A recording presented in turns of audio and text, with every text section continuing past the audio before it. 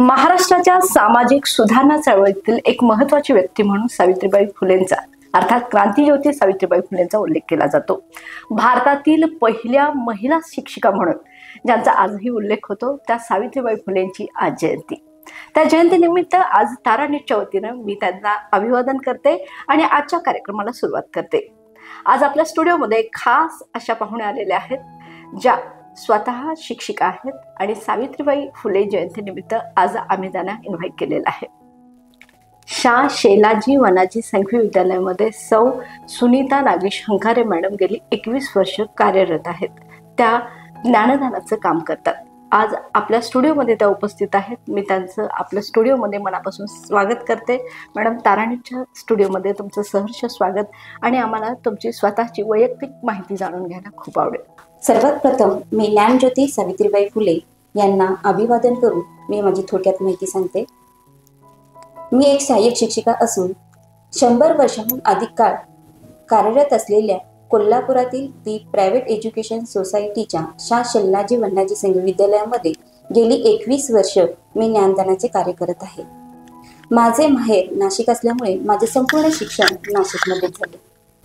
शिक्षक पदविका घेतल्यानंतर मी 2 वर्ष नाशिकमधील स्वामी विवेकानंद शाळेमध्ये अध्यापनाचे कार्य केले।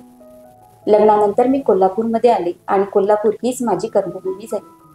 2003 पासून मी दी प्रायव्हेट एज्युकेशन सोसायटीच्या शा शेलाजी वनाजी संघवी विद्यालयामध्ये शिक्षिका म्हणून कार्यरत रुजू असून आज अखेरपर्यंत मी तिथेच कार्यरत आहे। मॅडम, मला विचारायला आवडेल की शिक्षण व्यवसायात तुम्ही शिक्षिका व्यवसायात तुम्ही कसे आलात? माहेरून शिक्षक कोणी होते का किंवा शिक्षणाची आवड होती का?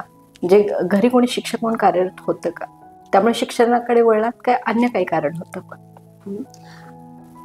माझ्या इथे शिक्षण जुनी 7वी झाले। त्या काळामध्ये तिला नोकरीसाठी खूप कॉल येत होते, परंतु सासरच्या लोकांनी तिला नोकरीची परवानगी दिली नाही। त्याच वेळेस तिने मनात पक्के केले होते की मी मुलींना चांगलं शिक्षण देऊन स्वतःच्या पायावर उभं करी। घरची परिस्थिती बेताची असूनही माझ्या आई वडिलांनी आम्हा 4ही भावंडांना उत्तम शिक्षण दिले। माझ्या बहिणीची लहानपणापासूनच शिक्षिका होण्याची खूप इच्छा होती आणि तिने तिचे स्वप्न पूर्ण केले।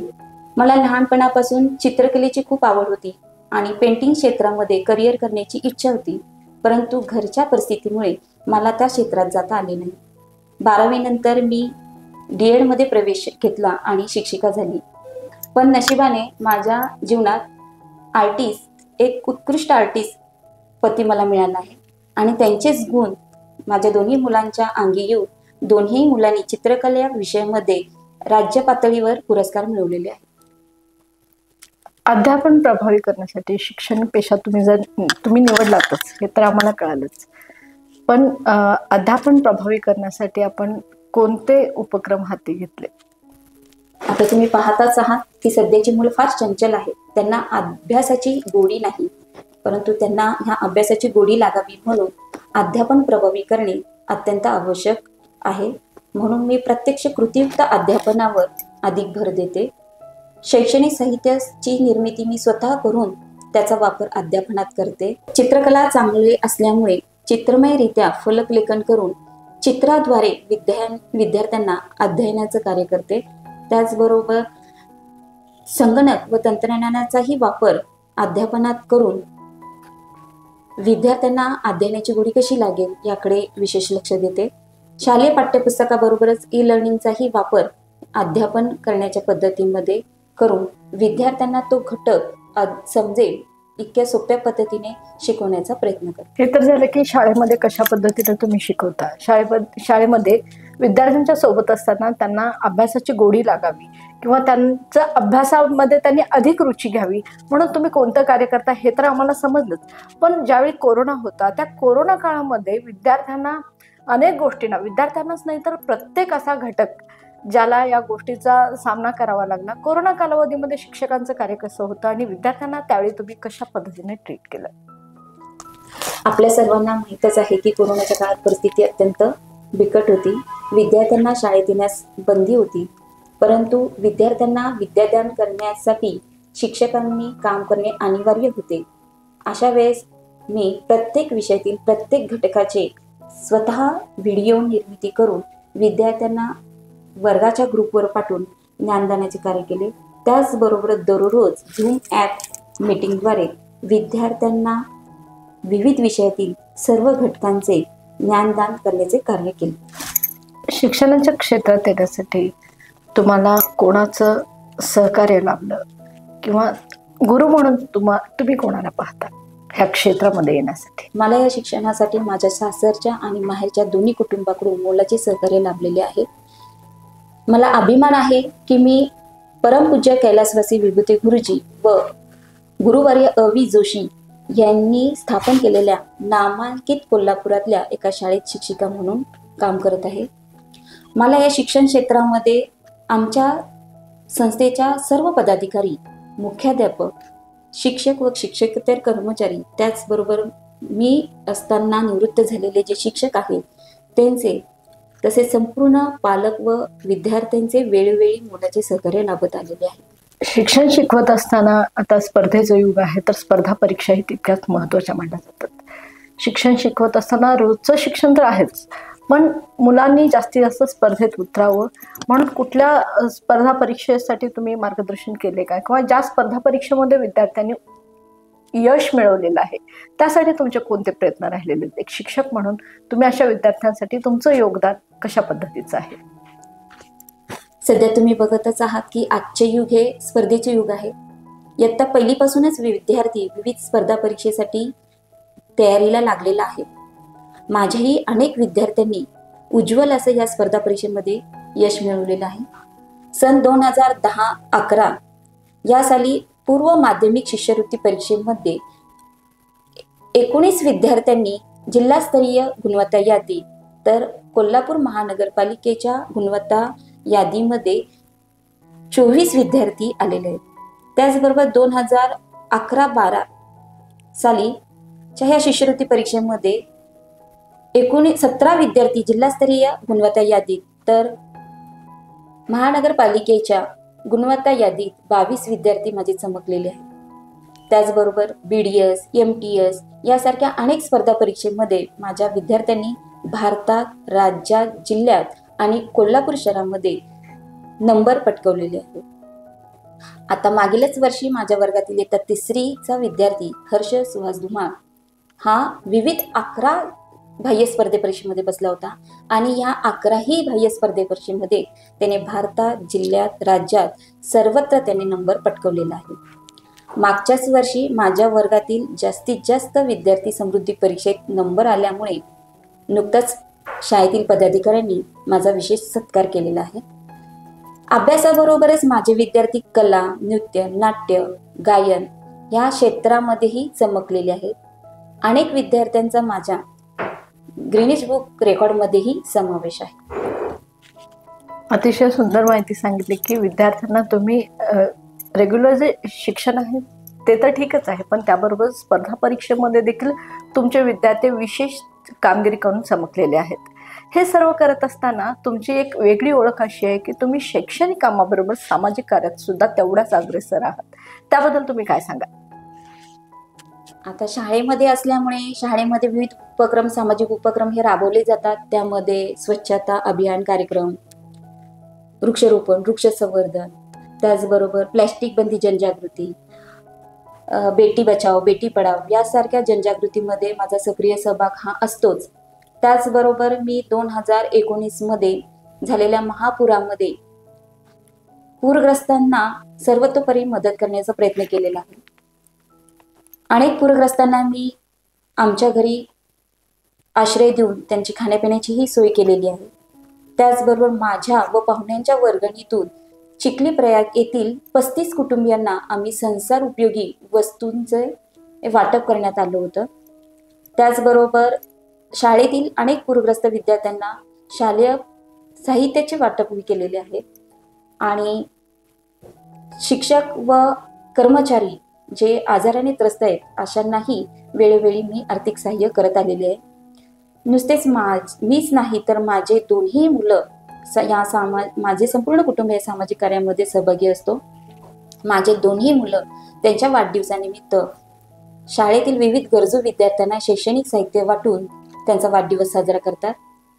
कोरोनाच्या काळामध्ये माझ्या दोन्ही मुलांनी 100हून अधिक चित्र काढली होती आणि त्या चित्रांचं प्रदर्शन आम्ही शाहू स्मारकमध्ये भरवलं होतं.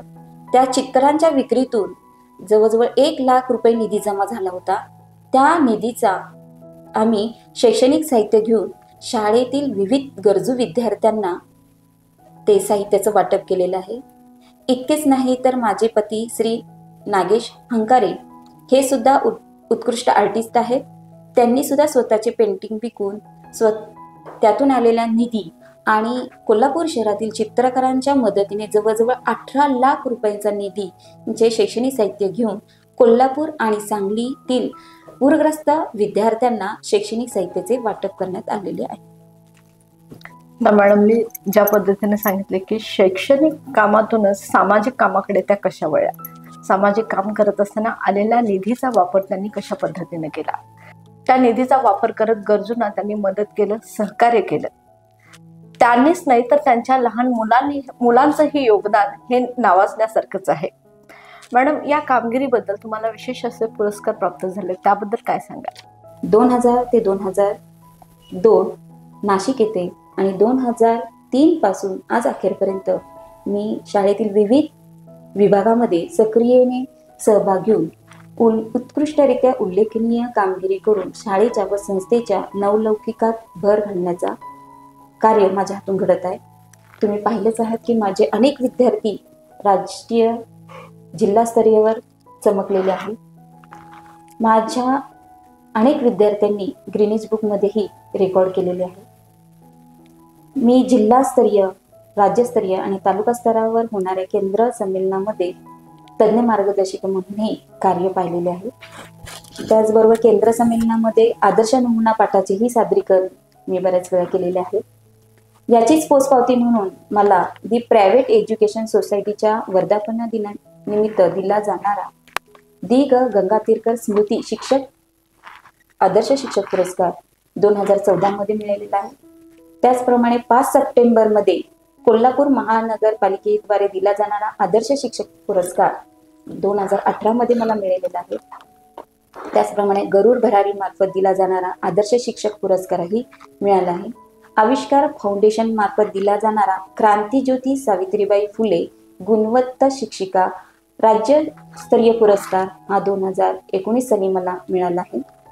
त्याचप्रमाणे दी प्रायव्हेट एज्युकेशनच्या शताब्दी महोत्सव निमित्त चित्रकला स्पर्धेमध्ये माझ्या जास्तीत जास्त विद्यार्थ्यांनी सहभाग घेतल्याबद्दल मला कलाश्री पुरस्कार देऊन गौरवण्यात आले आहे.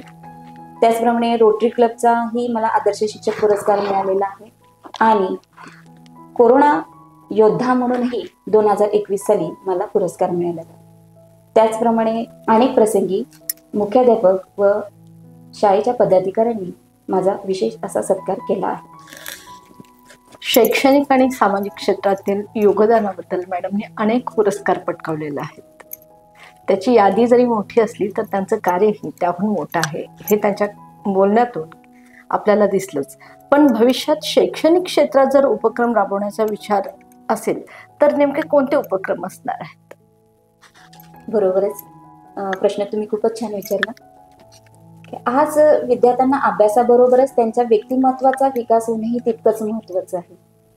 त्यामुळे विद्यार्थ्यांमधील सुप्त गुणांचा शोध घेऊन त्यांना सभातीतपणा आणण्यासाठी भाषणाची व नाटकांची मी तयारी करून घेण्याचा प्रयत्न करत आहे. त्याचबरोबर कला, कारणमूळ यासारख्या शिबिरांचे आयोजन करणे, वाचन आणि लेखनाची आवड निर्माण व्हावी यासाठी अनेक स्पर्धांचे आयोजन करण्याचा मानस माझ्या भविष्यात असणार आहे.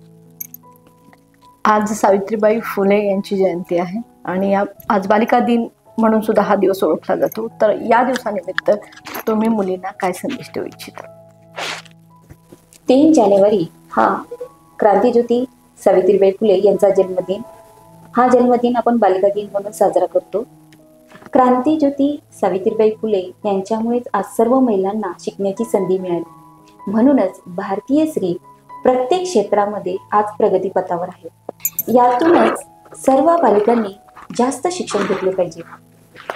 याचीच प्रेरणा घेऊन सर्व बालिकांनी शिक्षण घेतले पाहिजे आणि शिकता शिकता स्वतःतील सुप्त गुणांचा शोध घेतला पाहिजे आणि आपल्या आवडीच्या क्षेत्रामध्ये उंच भरारी घेऊन उज्ज्वल असे यश संपादन करावे अशी इच्छा मी या माध्यमातून व्यक्त करते. आणि शेवटी एवढेच म्हणेन की नारी तू घे उंच भरारी, फिरूनी पाहू नकोस माघारी, फिरूनी पाहू नकोस माघारी. तर आज क्रांतीज्योती सावित्रीबाई फुले यांच्या जयंतीनिमित्त शेलाजी वणाजी सैनिकी विद्यालयाच्या सौ सुनीता हंकारे मॅडम आज आपल्या स्टुडिओमध्ये उपस्थित होत्या. त्यांनी केवळ शैक्षणिक गोष्टीच आपल्याबरोबर शेअर केलं असं नाही, तर सामाजिक क्षेत्रातील त्यांचं योगदानही आज त्यांनी आपल्यासमोर अधोरेखित केलं. मी मॅडमचं पुन्हा एकदा मनापासून आभार मानते आणि सर्वांना धन्यवाद देते. धन्यवाद. धन्यवाद मॅडम. तारा न्यूजने मला इथे बोलून माझी मुलाखत घेतली, मला माझे मनोगत व्यक्त करण्याची आणि माझा आतापर्यंत झालेला प्रवास येथे मांडण्याची संधी दिली, त्याबद्दल मी तारा न्यूजचे मनपूर्वक आभार मानते. धन्यवाद.